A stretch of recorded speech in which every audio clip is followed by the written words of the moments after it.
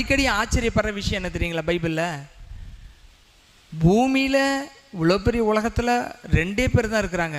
ஒன்று ஆதாமு, அடுத்தது அவளுக்கு கொடுத்த அந்த ஆதாமேவள் தவறு செய்த போது அவங்கள மன்னிக்காமல் தோட்டத்தை விட்டு துரத்திட்டாரு. எப்பேற்பட்ட ஒரு ஸ்ட்ரிக்டான ஒரு ஆண்டவர் பார்த்தீங்களா? சரி போன போது யாருக்கு தெரிய போதா? இருக்கிறதே 2 பேர், யாருக்குமே.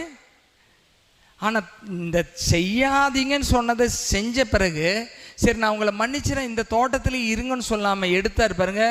அதனால தான் அவர் நீதியுள்ள நியாயாதிபதி.